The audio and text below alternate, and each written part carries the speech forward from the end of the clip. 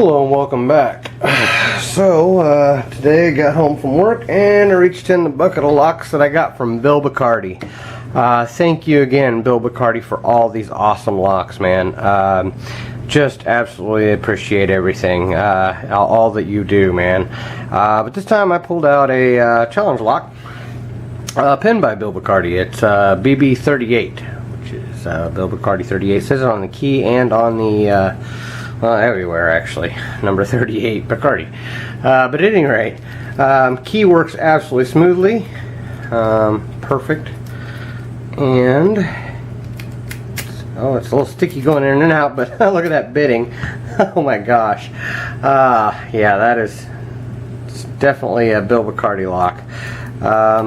Yeah, a little sticky going in and out, but that's to be expected with challenge lock. Wow, it doesn't want to come out very well, does it? Wow, it doesn't even want to go in. There we go. Works perfectly once you get it in and out. But at any rate, I thought I'd put it in the vise and see if we can get into this nasty thing. My gosh, I wonder what's inside of that.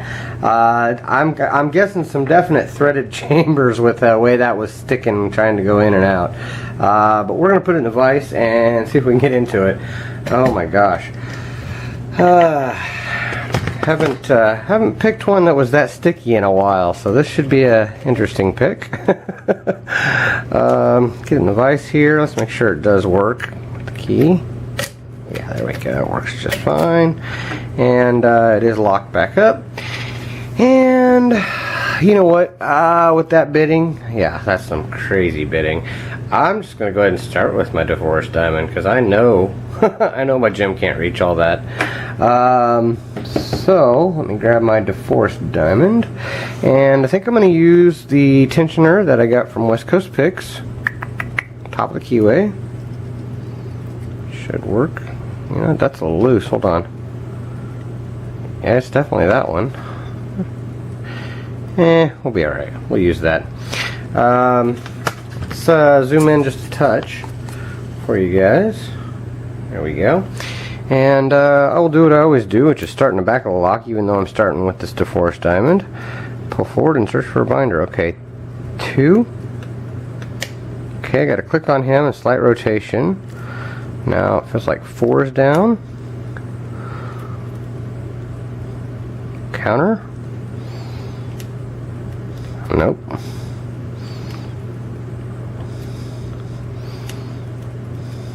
Oh, 2 again. Okay, got a click and a set on him. Now 3 is on the ground. Click, but oh, hold on. I got him. Went to a deep false set here. 4 or 5. I think it's 5. It's on the ground. Can't get underneath him. Okay, I may have to grab something else just to get it underneath him.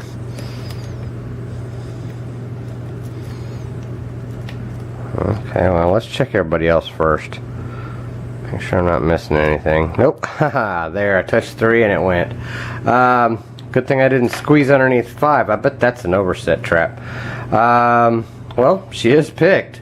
Let's zoom out and see what's inside of this one from Bill Bacardi, number 38.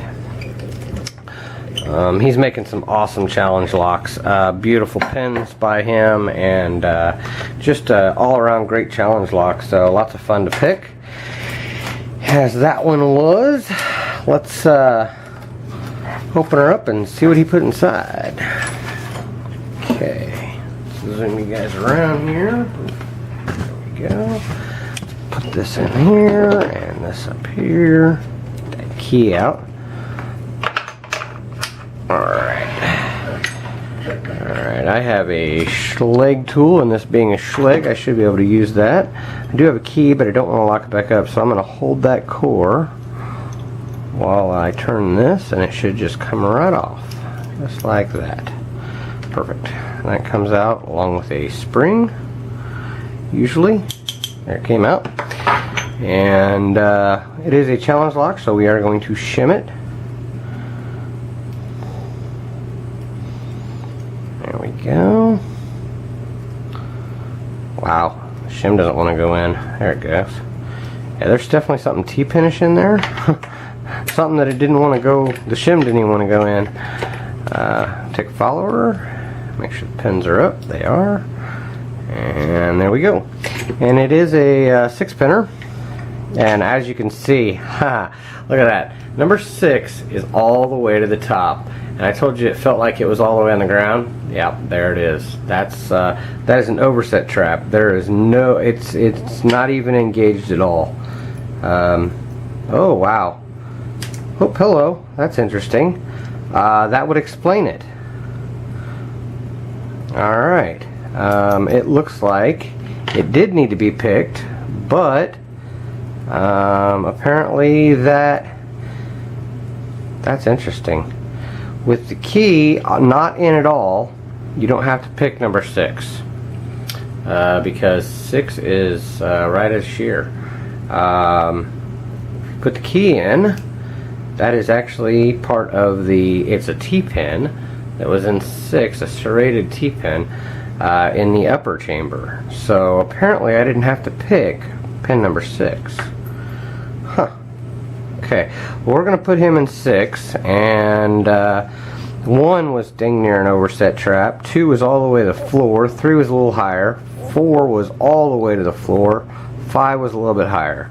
6, without that pin in there, is all the way on the ground. So I think this T-pin might have been could have been a little bit longer, and it would have came into play. But let's see what was inside the Bible. Maybe that was part of his. Maybe he has 2 key pins there. We have a tapered in 1, a T-pin with a serration on it in 2. 3 is a nice looking spool overset trap with some serrations on the bottom. 4 is a standard. 5 is a very sharp spool. That is an overset trap like crazy and has like 1 serration on it. And 6 is a tiny standard.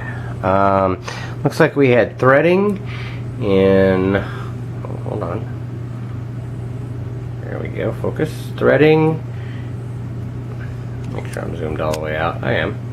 Okay, threading in 2, 3, and 5. Alright, up in the Bible, I'm going to pull that shim and see what we had in here. Alright, we've got a very nice reduced diameter spool. So it's a T-pin spool. Very cool. Those pins are very tricky. They can definitely hang you up. Alright, there's a copper spring in 1.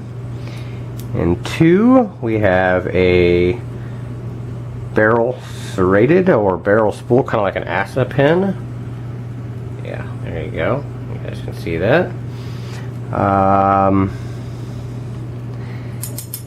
And another copper spring. In 3, we have another, wow, okay. He was in like this. And he has a spool with a serration on it. I would have thought he would have been more effective like that. But he was in like that.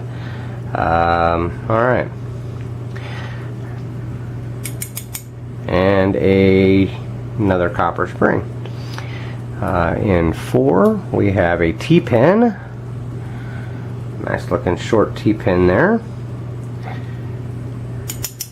And a steel spring. Okay, we're going to take 5 and we're going to check 6 while we're here. Oh, hey, guess what? There's a pin in 6. It's stuck, but there's a pin in 6 as well. I'm going to use this tool that I got from West Coast Picks. You know what? Huh. He was supposed to be a drunken spool. Because that is a wafer. Okay, I think he was in like that and I must have missed it.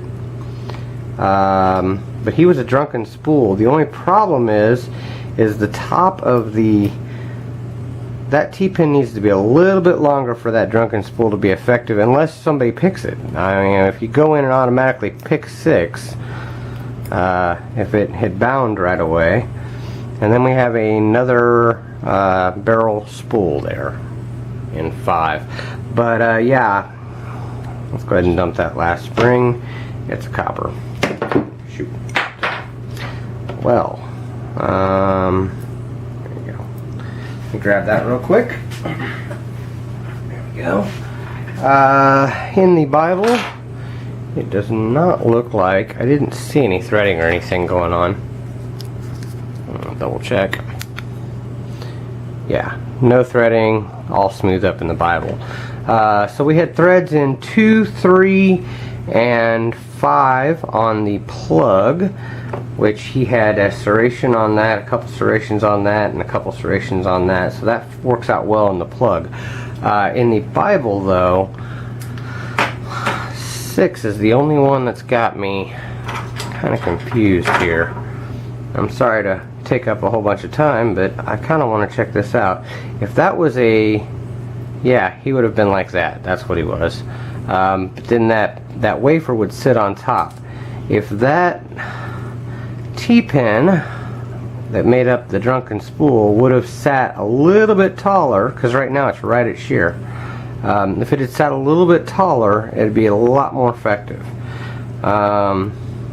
So that's why I didn't have to pick 6. But at any rate, let's zoom in on these pins, show you guys what's inside this.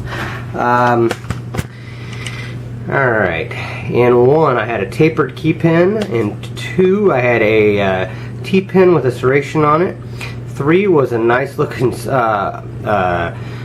spool key pin, 4 was a standard, 5 is another awesome looking spool key pin with a serration on it, and 6 was a standard. Up top we had a T-pin in 1, it's a T-pin spool too, by the way. Then we had a double spool.